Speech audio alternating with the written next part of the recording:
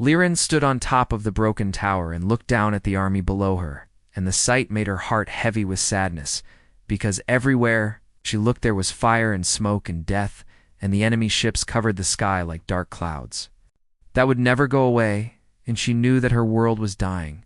Her silver hair moved in the hot wind that smelled of ash and burning wood, and her green eyes watched another village turn into flames, and she could hear the screams of her people. Even from this far away, and it made her want to cry, but she had no tears left after 12 long years of war beside her, the great dragon. Varoth moved his massive body and stretched his black wings, and the dragon was as big as 10 houses put together. And his scales were black like the night sky, but they had red glowing marks on them that looked like ancient writing, and his golden eyes reflected all the fires burning below them, and smoke came from his nose because he was angry. The dragon spoke into her mind the way he always did, because they were bonded together for 300 years. And he said that the enemy would not stop until everything was destroyed, and Liren agreed with him, because she had seen what the Krethian Empire did. 2 other worlds they came from beyond the stars in their giant metal ships, and they had weapons that could destroy mountains and turn forests into dust, and they did not care about magic or old traditions, or the lives of those who stood in their way, and they only wanted to conquer and take and destroy. Rain remembered when the war started 12 years ago, and she was still young then, even though she had lived for over 300 years, because elves lived much longer than humans, and she remembered the day the first Krethian ship appeared in the sky, and everyone thought it was strange but not dangerous. But then the ship opened fire on the capital city, and thousands died in moments, and the Council of Elders called for diplomacy and peace talks, but the Krethians only sent more ships and more weapons, and soon the entire world was at war. She had fought in every major battle since then, and Varoth had been with her through all of it, and together they had destroyed many enemy ships and saved many lives, but it was never enough, because for every ship they destroyed, 10 more came, and for every battle they won, the enemy won 2 more. Her sister died at the Battle of Starfall Pass 3 years ago, and Liren still saw her face in her dreams, and Vareth nearly died at the siege of Moonvale when he threw himself in front of an energy blast to protect her. And she thought she would lose him, but he survived, and they kept fighting. Now they stood on this broken tower, watching their world burn, and Liren felt the weight of all those years of war pressing down on her shoulders, and she wondered if there was any hope left at all. She reached into her belt and pulled out a small crystal that glowed with soft blue light, and it was warm in her hand, and this crystal was special because it came from the Temple of Seers, and the old prophecies said that when all hope was lost, salvation would come from beyond thee. Valtha Vale was what her people called the barrier. Between worlds and beyond, it lay other universes and other realities, and one of those realities was called the Silent Realm, where magic did not exist. And the seers said that help would come from there. Vareth rumbled in her mind that prophecies were just stories and fairy tales, and what they needed was real weapons and real armies, not ancient words and hopes and dreams. But Liren believed there was more to the universe than what they could see and touch, and she had spent the last year studying the old texts and learning about a place called the Rift of Echoes, which was supposed to be a doorway to the Silent Realm. The rift was far away in the Whispering Mountains, and no one had gone there in 1,000 years, because the old warnings said it was dangerous, and that anyone who went through would never come back. Liren thought that maybe the warnings were meant to keep people safe in peaceful times, but these were not peaceful times, and her world was dying, and she had to try something, even if it meant risking her life. And Vareth agreed, because he would follow her anywhere, even into death itself. She climbed onto the dragon back and settled into the familiar spot between his shoulder spikes, where she had sat 1,000 times before, and she held tight to his scales as he prepared to fly below them. The Krethian army kept moving forward with their machines that walked on metal legs and crushed everything beneath them in their ships. Hard beams of energy that cut through stone and steel like they were nothing. Vareth launched himself from the tower, and his great wings caught the air, and they rose up into the smoky sky. And Liren looked back one last time at the burning land below, and she whispered a prayer to the old gods that she would return with help. They flew toward the mountains, and the journey would take several hours, even with Vareth flying as fast as he could, and Lirin used the time to think about what she would do when they reached the rift. The old text said that the rift was a tier in reality itself, and that it connected their world to the silent realm, and she hoped that on the other side there would be people who would help them, or at least people who would listen. She did not know what she would find there, and she did not know if anyone in the silent realm would care about a war in another universe. She had to try, because doing nothing meant watching everyone she loved. As they flew over the burning forests and ruined cities, Lirin thought about all the people counting on her, and she felt the weight of responsibility heavy on her heart. But she also felt hope for the first time in years. Maybe the prophecies were real, and maybe there was a power beyond the veil that could stop the Krethians, and maybe, just maybe, they had a chance to save their world. Vareth sensed her thoughts through their bond, and he sent her feelings of strength and determination, and she sent back gratitude and love, because he was more than just her companion. He was her family. The mountains grew larger in the distance, and Lirin could see the whispering peaks rising up like giant teeth against the red sky, and somewhere in those mountains was the rift. And her last hope, she touched the crystal at her belt again and felt its warmth, and she whispered to herself that this was not the end, but the beginning of something new behind them. The Krethian ships continued their advance, and they had not noticed one elf and one dragon flying away because they were too busy destroying everything in their path. But soon Lirin would reach the rift, and soon she would cross into the silent realm, and soon everything would change. The war had taken everything from her people, but it had not taken their hope, and as long as there was hope, there was a chance, and Lirin would fight for that chance with everything she had. Vareth roared as they flew faster toward the mountains, and the sound echoed across the burning land like a promise that they would return. The rift of echoes stood like a wound cut into the world itself, and it was a tall crack of shimmering energy that sat deep in the whispering mountains, and Lirin had read about it in forbidden books that were locked away in the old libraries. And she had studied the ancient warnings carved into the rocks around it.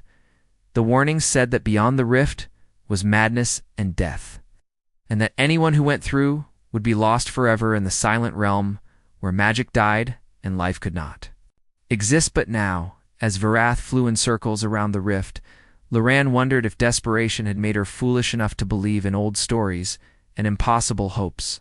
Rift made strange sounds that hurt her ears, and the energy coming from it felt wrong, like it did not belong in this world, and it made her skin tingle and her head feel dizzy, and Varath did not like it either, because she could feel his discomfort through their bond. But they had come too far to turn back now, and below them in the valley the Krethian army was getting closer, and she had maybe 1 hour before they found her because she had destroyed their scout drones, but more would come. Suddenly Ron urged Vareth to fly closer to the rift, and as they got near, the energy became stronger, and it pushed against them like an invisible wall, and the dragon had to fight against it to stay in the air. The energy was strange because it was not like magic, and it was not like the cold technology of the Krethians, and it was something else entirely, something that made her feel sick and excited at the same time. Pulled out the crystal from her belt and held it up, and she pushed her magic into it. And the crystal began to glow brightly, and the rift responded to the crystal, and its surface began to ripple like water through the ripples. Lirin could see something on the other side, and she saw darkness and stars and shapes that she could not understand, and it looked like the void of space.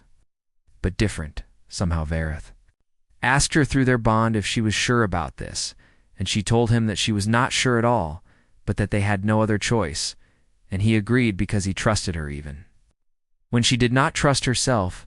She whispered the words for Etherin, which was the name of their world, and she whispered for all the people who had died and all the people who were still fighting, and she whispered that she hoped this would work. Vareth roared his agreement, and then he folded his wings and dove straight into the rift. The moment they entered, everything changed, and Lirin felt like her body was being torn apart into a million pieces and then put back together again, and it happened over and over so fast that she could not breathe or think.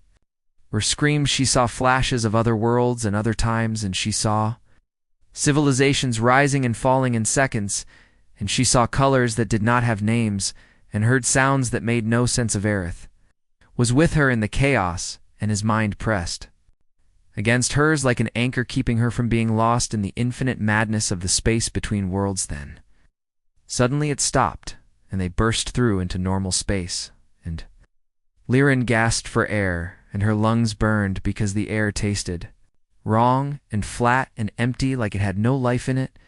They were floating in space, surrounded by more stars than she had ever seen in her life, and there were no planets nearby and no sign of life.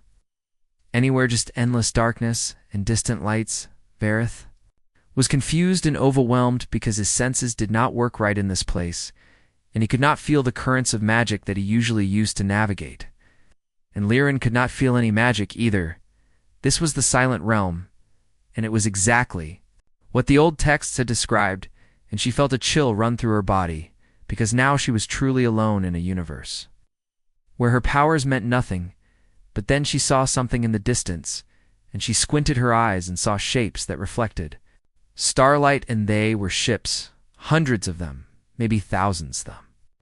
Ships were strange and angular, with designs she had never seen before, and they were marked with symbols that she could not read, and they hung in space around a massive structure. That looked like a station. Liren tried to sense the ships with her magic, but felt nothing, and it was like they did not exist at all in the magical spectrum, and she realized that this was how everything in the Silent Realm must be. She told Aerith to stay still and quiet because the ships had not noticed them yet, and she needed time to think about what to do next. But then something terrible happened, and the rift behind them flared with violent light, and Liren turned around in horror because she knew what was coming. 3 massive Cretheon dreadnoughts and burst through the rift, and their weapons were already charging and glowing with deadly energy. And they had followed her through the portal by tracking her magical signature. Liren felt her heart sink because she had led the enemy to this new universe, and now she had doomed these people too. Whoever they were, the Cretheon ships were enormous each, one bigger than a mountain and covered in armor and weapons, and they had fought entire fleets in one. She watched as the Cretheons scanned the area and locked onto both her, the distant fleet, and she knew they would attack both, because that was what Cretheons did. Aerith asked what they should do, and Liren did not have an answer, because they were trapped between the enemy and an unknown fleet in a universe where their magic barely worked. But then she made a decision, and she told Aerith to fly toward the distant ships, because if they were going to die, they might as well die trying to warn these people about the danger. They flew through space somehow, even though there was no air, and Liren did not understand how Aerith could move, but he could, and maybe some magic still worked here. Maybe dragons were special. As they got closer to the fleet, she tried to reach out with her mind to make contact, and she pushed all her willpower into creating a message that could be understood across the language barrier. She sent images of her burning world and the Cretheon invasion, and she sent warnings about the danger, and she begged for help, even though she knew these strangers owed her nothing. Behind them, the Cretheon dreadnoughts finished their scans and began moving toward both Liren and the human fleet, and their weapons powered up with an angry red glow. Aran saw the human ships suddenly come alive with activity, and lights began blinking on their hulls, and they started moving into new formations. She did not know if they had received her message, or if they were just responding to the Cretheon threat, but either way something was about to happen. The human fleet was impressive, with many ships of different sizes all working together, but Liren had seen fleets before, and she had seen them all destroyed by the Cretheons. These people in the Silent Realm did not use magic, and she did not know what weapons they had, but she feared it would not be enough against 3 dreadnoughts. Aerith flew faster, trying to reach the fleet before the Cretheons opened fire, but they were still too far away. Then the Cretheons fired their weapons, and beams of purple energy lanced through space toward both the dragon and the nearest human ships. Liren threw up a magical shield around herself and Aerith, but she knew it would not last long in this universe where magic was weak. The human ships activated their own shields, and the energy blasts hit them, and the shields flared bright blue, but they held at least 4. Now, than the human ships. Fired back with weapons that shot solid projectiles at incredible speed, and the projectiles slammed into the Crethian ship's butt. The Crethian armor was thick and strong, and the human weapons barely scratched them. Laren felt despair rising in her chest because she had brought death to another universe, and these people would suffer because of her mistake. But then something impossible happened, and the space behind the human fleet began to shimmer and glow. Another rift was opening, but this one was different, and it was controlled and stable, and through that rift came more ships, thousands of them pouring into space like a great metal river. These new ships had the same basic design as the first fleet, but they looked more advanced and more powerful, and Deadlily Rain did not understand what was happening, but she felt hope spark in her chest again. Because maybe, just maybe, they had a chance. Commander Lisa Morgan stood in the observation room of Starbase Omega, drinking her 3rd cup of coffee that day, and she watched the fleet outside doing their normal training exercises, and everything seemed peaceful and boring like it always was. On a Tuesday loot, Lieutenant Kate Sullivan sat at the sensor station, checking the readings like she had done 1,000 times before, and everything was normal until suddenly it was. Not Kate said wait in a voice that made Lisa put down her coffee, because wait was never a good word when someone was looking at sensors. Lisa asked what was wrong, and Kate said, "There was a spatial anomaly in Sector 779, and it was a tear in space-time, and something was coming through it." The main screen changed to show the anomaly, and Lisa watched as a swirling hole of energy appeared in space where nothing should be, and then 3 enormous ships came through. Ships were huge and covered in weapons and armor, and their design was completely unknown, and they did not match anything in the database of known species. Lisa ordered red alert and told someone to contact Admiral Hayes, and she asked what else was on the sensors then. Kate made a sound of disbelief and pointed at the screen, and Lisa looked, and her brain could not process what she was seeing. There was a dragon in space, and it was a real, actual dragon with wings and scales and a rider on its back, and it was flying through space like that was a normal thing to do. Lisa asked if everyone else was seeing the dragon, and Kate confirmed that yes, the sensors showed a large flying creature with a humanoid rider. 3 unknown ships were powering up their weapons and targeting both the dragon and the human fleet. Then their communication officer said they were being hailed, but not by the unknown ships, and the signal was coming from the dragon. Lisa told them to put it on speaker, even though nothing about this situation made any sense.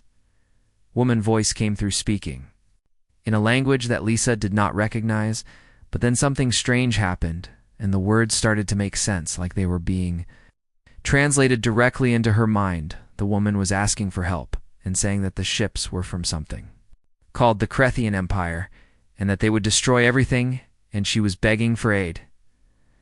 Lisa identified herself as Commander Lisa Morgan of the United Earth Fleet and asked who was speaking and what was going on. The dragon turned in space without any visible engines or thrust, and Lisa got a clear look at the rider, and she saw pointed ears and silver hair and features that looked like something from ancient human myths. The woman said her name was Lyran, and she was from a place called Etherin, and she had come seeking help against the Crethian Empire, and she said they had followed her through something called the Rift. She said the Crethians would not stop with her world, and would consume this universe too if given the chance. Lisa looked at the tactical display and saw the 3 massive ships moving toward the fleet with weapons charged, and she knew they had maybe seconds to make a decision. Kate reported that Admiral Hayes would arrive in 2 minutes, and Lisa knew she could not wait that long. She ordered all ships to raise shields and prepare for combat, and she sent a message to the unknown ships on all frequencies warning them to stand down. The Crethian response was immediate and violent. They opened fire with weapons that shot beams of purple energy through space. Beams hit several human destroyers, and the shields absorbed most of the damage, but one ship took a direct hit, and its shields collapsed, and the hull was breached. Lisa ordered all ships to return fire, and the fleet responded with railguns that accelerated tungsten rounds to incredible speeds. Projectiles hit the lead Crethian ship, but barely scratched its thick armor, and Lisa realized they were fighting something far more powerful than anything they had faced before. She saw the dragon and rider diving toward the human fleet, and the elf woman spread her arms wide and blue light began to gather around her hands. Then the elf released some kind of energy blast that hit the second Crethion ship, and it left a small mark on the hull, and Lisa understood that the woman was trying to help Kate. Reported new contacts and said something else was coming through a different rift, and Lisa felt fear because if more Crethion ships arrived, the battle was already lost. But what came through was not more enemy ships, and it was a fleet of human vessels with familiar designs, but also strange differences. The ships had markings in English, and their basic structure was human, but the technology looked far more advanced than anything the current fleet had. There were thousands of them, and they moved with precision, and purpose. A voice came through the communication system, speaking clear English and identifying as Captain Amy Lou of something called the Hughes Valiant, from an expeditionary fleet of the Terran Federation. The captain said she was from the year 2847, and that her fleet had been tracking dimensional anomalies.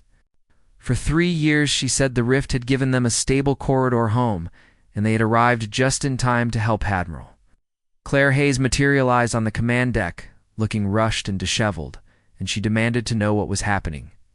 Quickly explained about the dragon and the elf and the Crethian ships, and now the fleet from the future. Claire absorbed the information with practiced calm and asked to speak with Captain Luami, explained that the Crethians were on a conquest campaign across multiple dimensions and that her fleet had been fighting them for 20 years in her timeline. She said the Crethians forced open rifts to invade world after world and timeline after timeline. A Lyran voice cut in saying that the Crethians could not be reasoned with and would not stop until everything was conquered or destroyed. Amy confirmed this and said they had learned how to fight the Crethians, and she asked permission to end the war right now for all timelines. Claire watched as another human cruiser took heavy damage from Crethion weapons, and she knew people were dying while they talked. She gave permission for the future fleet to engage. What happened next was unlike anything Lisa had ever seen in 20 years of military service. The future fleet moved with impossible precision, spreading out to surround the 3 Crethian dreadnoughts in a perfect sphere formation. Then, fired weapons that made the current human technology look primitive. Beams of coherent energy punched through Crethion shields like they were not even there, and carved into armor that had laughed off everything else. The Crethions tried to return fire, but the future ships were faster and more maneuverable, and their targeting systems never missed. In less than 3 minutes, the first Crethion dreadnought exploded in a flash of purple and white light. The other 2 Crethions tried to retreat toward the rift, but the future fleet had anticipated this and sent fighters to block their escape. The fighters planted some kind of device in the rift opening, and Amy explained they were collapsing the spatial anomaly so the Crethians could not send reinforcements. The remaining Crethian ships realized they were trapped and made a desperate charge toward the human fleet. Was suicide, and everyone knew it. The future fleet eliminated both dreadnoughts with clinical efficiency, and there was no drama or speeches, just overwhelming power applied with ruthless precision. The rift collapsed with a sound that Lisa felt in her bones rather than heard, and then it was gone. For a long moment, nobody spoke. Then Lyran asked if it was truly over, and her voice was thick with emotion, and he said it was over for this universe, but the war continued in other dimensions, and they needed to close every rift and stop every incursion. Claire said they needed to have a very long conversation about what the future held. Amy agreed, but said first they should figure out what to do about the dragon. Everyone looked at the screen where Varath floated in space with his rider still on his back. Laron said she needed to return to her world because her people were still fighting, and the Crethians had hundreds more ships there. She asked if the humans would help her. Claire started to say they needed to discuss it with the world government, but Amy interrupted. Amy said there was no time, and in her timeline they had hesitated when the Crethians first attacked and 17 civilizations were wiped out. Before humanity acted, she said she would not make that mistake again, and offered to lead the operation with her fleet. Claire pointed out this meant committing forces without authorization. Amy said it meant doing what was right, and that humans from the future had already seen where hesitation led. Lisa watched the conversation and thought about the dragon and the elf and the burning world they came from. Claire looked at Lyran and saw the hope in her eyes and made her decision. She ordered all ships to prepare for a mission to another dimension and said it was time to make history. The rift opened again, like a flower made of light, and it was stabilized by technology that would not be invented for another 400 years, and on the other side was the world of Etherin burning in space, surrounded by a Krethian armada that blocked out the stars. Lisa stood at her station on the USS Defender, which was one of 30 ships from the present-day fleet that had volunteered for the mission, and she looked at the enemy fleet on the sensors. Kate reported that there were 473 capital ships and approximately 8,000 support craft on the other side, and Lisa whistled because that was a lot of enemies.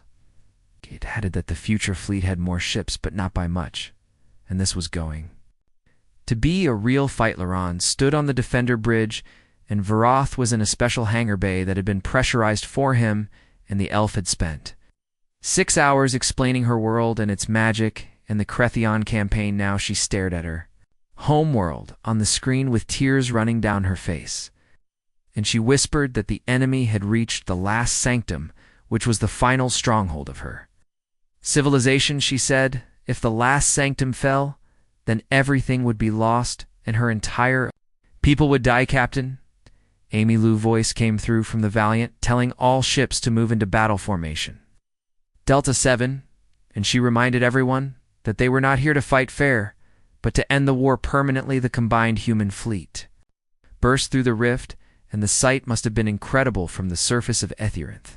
Sky tore open, and thousands of ships poured through metal vessels that glowed with their own light, moving with purpose and precision. The Krethian fleet reacted immediately, turning their weapons toward this new threat, but they were too slow. Future fleet had spent 20 years learning Krethian tactics and studying their weaknesses and developing weapons specifically designed to kill them. First wave of missiles launched, and they were not explosive warheads but dimensional anchors that locked Krethian ships in normal space, so they could not jump away. The second wave was pure destruction, with quantum torpedoes that phased through shields and detonated inside enemy holes. 50 Krethian capital ships exploded in the first minute of combat. Claire Hayes was coordinating the battle from Starbase Omega back in the other universe, and she ordered the present-day ships to target the Krethian command carrier. She explained that if they disabled the enemy coordination, the Krethians would fall apart. Lisa ship shuddered as it fired its main railgun, and the tungsten round crossed space in seconds and punched through a Krethian cruiser bridge. The enemy ship lost power and began to drift as explosions rippled along its hull, but the future fleet was something beyond anything Lisa had imagined possible there. Ships moved like schools of fish in perfect synchronization, with weapons firing in patterns that created overlapping fields of destruction. They were not just fighting, but conducting a symphony of controlled violence. Gate watched the sensors in awe as fighters moved faster than anything currently possible, weaving through enemy formations without ever being hit. She said this was incredible, and that they were actually winning. On the surface of Etherin, the defenders watched in amazement as the sky filled with fire and light. The Krethian ground forces saw their fleet being destroyed and began retreating toward their landing ships, trying to escape, but the human fleet was targeting those ships to cutting off any hope of escape. Ilarion closed her eyes and felt through her magical senses the shift in her world's energy, and for the first time in 12 years, she felt hope spreading through her people. She told Lisa that she needed to return to the surface because her people needed to see this and needed to know that salvation had come. Lisa agreed and said they would send a shuttle down with Kate as a liaison between humanity and the elven civilization. Kate looked surprised, but Lisa smiled and said, "Congratulations. You are now humanity's first ambassador to a magical civilization, and please, try not to start any incidents." 20 minutes later, Kate found herself in a shuttle with an elf and supplies for the survivors. They descended through the atmosphere. She watched the battle overhead and saw the Krethian fleet crumbling under the combined might of 2 human timelines. She asked Liren why the humans were helping when they owed the elves nothing, and they were strangers from another real. Little Rain looked at her with those ancient green eyes and waited for an answer. Kate thought carefully and said, "Because we could, and because it was right, and because maybe someday humanity would need help." Touché said the universe was bigger and stranger than anyone imagined, and it was better to have friends in it. The shuttle landed near the ruins of the last sanctum, where thousands of elven refugees had gathered in the valley when Loren Emerged from the shuttle, a cheer went up that echoed across the mountains, and when Kate stepped out behind her, the cheering grew even louder. Lorene announced to the crowd that these were humans from beyond the veil, and they had come to help. The elves surged forward to see the human woman, and Kate felt overwhelmed, but also honored to represent her species in this moment. In orbit, the last Krethion command ship tried to flee toward open space. Captain Amy Liu personally targeted it, and her ship quantum cannons reduced the massive vessel to atoms in seconds. She reported that all Krethian forces were neutralized, and Aetherion was secure, and the fleet was beginning sweeps for remaining ground forces. Admiral Hayes allowed herself to smile and said, "Well done." And now came the hard part, which was explaining to the world government what they had just done. Amy said, "Let me worry about that." Because she had 400 years of precedent on her side, she was looking at the data streaming in from Aetherion, with energy readings that defied physics and biological samples that should not exist, and evidence of real magic. She told Claire that they had just changed the course of human history again by bringing together two universes, one of technology and one of magicon. The surface Lyran stood with Vareth, who had been brought down in a specialized transport. The dragon stretched his wings wide and roared his triumph to the clearing sky around. Them elves and humans worked side by side, tending the wounded and beginning to rebuild. Kate tried to communicate with an elven healer using hand gestures and a translation device that kept malfunctioning, and it was frustrating, but also funny. Vareth asked Lyran through their bond if she ever imagined it would end like this, with strangers saving them. Lyran smiled and said the seers predicted salvation would come from where magic sleeps, and she supposed they were right. She asked what would happen now. Varuth said now they would learn from each other and make sure the Krethians never threatened anyone again. Aline looked up at the sky where human ships patrolled like guardian stars, and she felt something she had not felt in years. Peace. Shade said now they would rebuild together and forge something new from the ashes of war. High above the rift remained open and stabilized by human technology. Through it flowed the hopes of two civilizations, one built on science and one built on magic, both united in the belief that some things were worth fighting. Fourth war that had raged for 12 cycles ended not with a whimper, but with the thunderous arrival of humanity.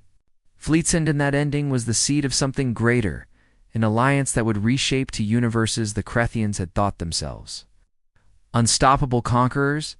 They had never encountered a species that could reach across reality itself, had never encountered a species that would stand and fight for strangers simply because it was the right thing to do. They had never encountered humanity, and now they never would again. 3 days after the battle, Lyran stood in the main hall of what used to be the last sanctum, and now it was being rebuilt with human help and elven magic working together to restore what had been destroyed. The hall was filled with people, both elven and human, and they were gathered for a ceremony that would mark the beginning of a new alliance between two universe. Vareth lay outside in the courtyard because he was too large to fit inside, and young elven children climbed on his back and pulled at his scales, and he pretended to be annoyed, but Lyran could feel through their bond that he was amused.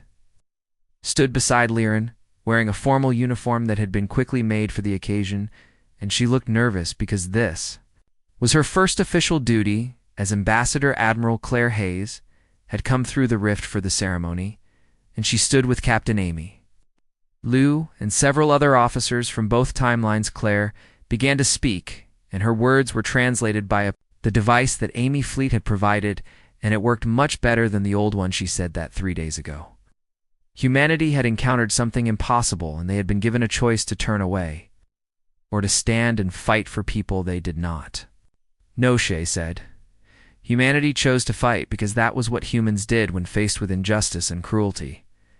Said the Krethian Empire had believed they could conquer universe after universe without consequence, but they had been wrong. She said together the alliance of human technology and elven magic had proven that tyranny could be defeated.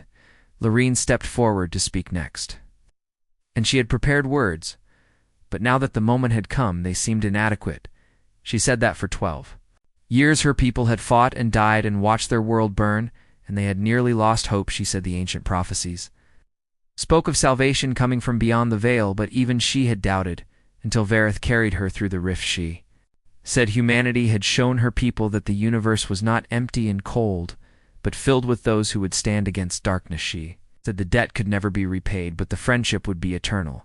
The crowd cheered, and elves raised their voices in songs of gratitude, while humans clapped and whistled. Kate leaned over and whispered to Liren that this was really happening and they were making his story. Liren smiled and said yes, and it felt strange but also reeked after the ceremony. There was a feast, and humans tried elven food and elves tried human food, and there was much laughter and some confusion. Lisa found herself sitting next to an elven warrior who had fought in the Battle of Starfall Pass, and they compared stories of combat. The warrior said he had never imagined fighting alongside beings who could not use magic, but he had seen what human weapons could do, and he was impressed. Lisa said she had never imagined fighting alongside dragons and elves, but she was glad they had. In another part of the hall, Amy Liu was speaking with a group of elven scholars who wanted to understand human technology. They asked how ships could move through space without magic, and Amy tried to explain physics and engines and energy, but the concepts were so different from their worldview. One scholar asked if technology was just another form of magic, and Amy thought about it and said maybe in a way it was, because both were about understanding the universe and using that knowledge to shape reality. Outside, Varath finally convinced the children to leave him alone, and he flew up to a high tower where he could watch the celebration. Lyrian joined him there, climbing the stairs to stand beside her oldest friend. She asked him what he thought about everything that had happened. Everett said it was strange and wonderful and terrifying all at once. Said he had spent 300 years believing he understood how the universe worked, and then in 3 days everything changed. He said there were other universes and other timelines and species that could travel between them in powers beyond imagination. Said she felt the same way, and she wondered what other impossibilities were out there waiting to be discovered. Looked down at the celebration and saw humans and elves together, and she felt hope not just for survival, but for something greater. The next morning, Kate woke up in quarters that had been prepared for her in the rebuilt wing of the sanctum. She had messages waiting from Earth, and from Admiral Hayes, and from her family who wanted to know if she was really living with elves and dragons. She smiled and sent back messages saying yes, it was all real and it was amazing.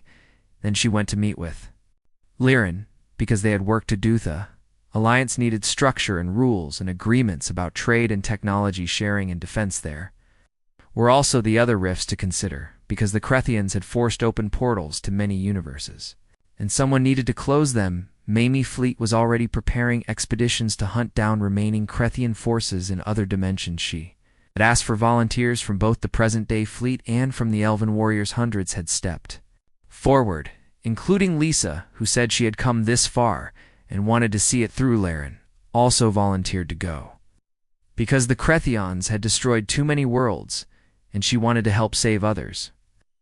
The command center of the valiant Amy looked at the map of known rifts and Krethian incursions. There were 17 confirmed locations where the enemy had established footholds. Some were in universes similar to this one, and some were completely alien. Amy knew the campaign would take years, maybe decades, but it was necessary. The Krethians had to be stopped, not just defeated, but eliminated as a threat forever. Claire had given her full support and promised that the present-day fleet would help in any way possible. The world government had been informed, and after initial shock and disbelief, they had agreed to support the mission. Humanity was now committed to a war across multiple dimensions and multiple timelines. It was unprecedented and dangerous and absolutely necessary. In Aetherin, the rebuilding continued with human engineers working alongside elven mages. They discovered that combining technology and magic produced results neither could achieve alone. Buildings rose faster and stronger when construction equipment was enhanced. With protective spells, medical treatments improved when human medicine was combined with healing magic. Crops grew better when automated irrigation was blessed by nature mages. Two civilizations were not just allies, but partners learning from each other and creating something new. Lyrain watched it all with wonder, and sometimes she had to remind herself it was real. She thought about the day she had stood on the broken tower watching her world burn. She thought about the desperate flight to the rift and the terrifying journey through the veil. She thought about emerging in the silent realm and finding not emptiness, but hope hand. She thought about the moment when humanity's fleet burst through the rift and the war ended. It had seemed impossible then, and it still seemed impossible now. But it had happened. Edvareth's voice rumbled in her mind, saying that perhaps impossible was just another word for things that had not happened yet. Liran laughed and agreed with him.